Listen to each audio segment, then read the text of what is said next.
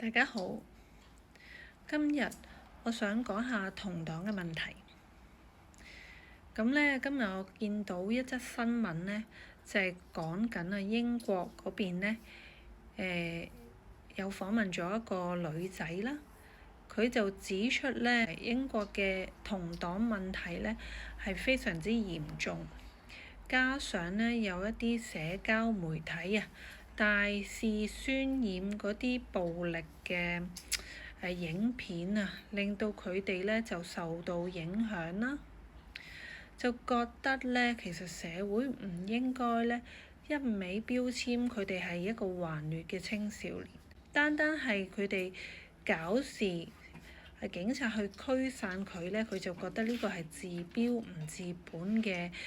做法嚟嘅。咁其實呢，澳洲嘅同黨問題呢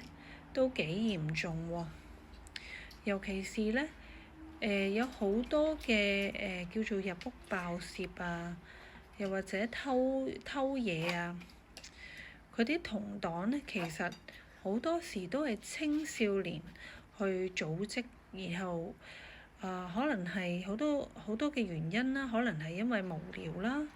可能係對呢個社會嘅不滿啦，可能係排外啦，即係覺得呢澳洲太多嘅移民啦，同埋呢有時喺停車場呢都會發現有一啲零星嘅搶劫例如當事主呢打開咗個車門之後呢，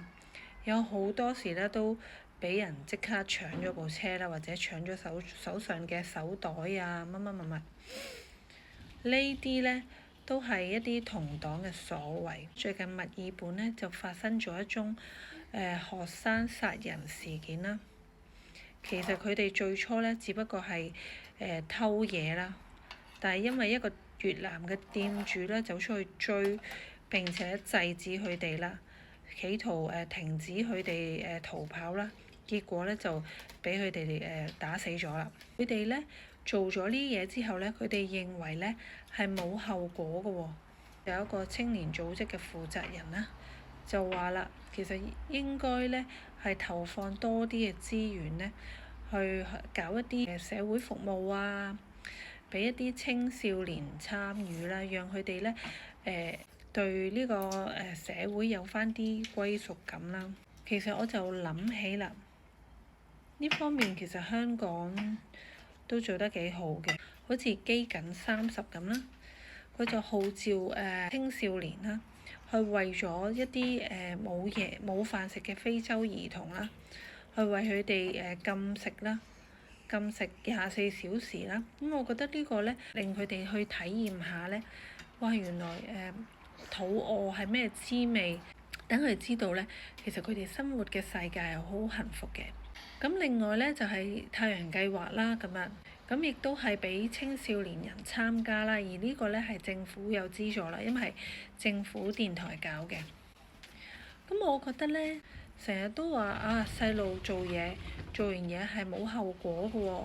喎，幾時先可以停止到呢啲嘅暴力咁但係真係有冇去投放一啲資源去讓佢哋對呢個社會係有歸屬感，對呢個人與人之間係有返一個愛心啦。即係可能有時學校教都未必好足夠喎，可能學校教嘅只係你點樣讀好啲書點樣學到啲知識如果佢哋係知道呢啲嘢係唔啱嘅喎，令到父母好失望啦，會令到學校蒙羞因為呢，其實呢啲香港呢又做得好好，成日都有一啲叫做短嘅劇場又或者廣告講述一啲人偷完嘢，老師父母都知道係會點朋友又知道係會點讓佢哋呢係知道原來做呢樣嘢係好羞愧係唔啱嘅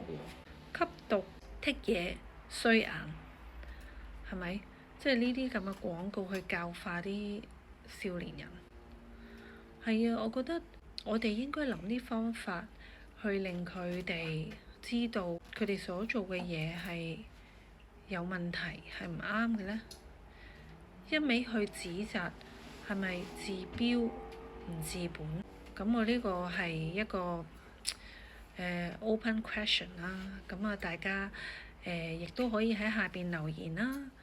究竟大家係對呢一方面係點樣諗啦？拜拜。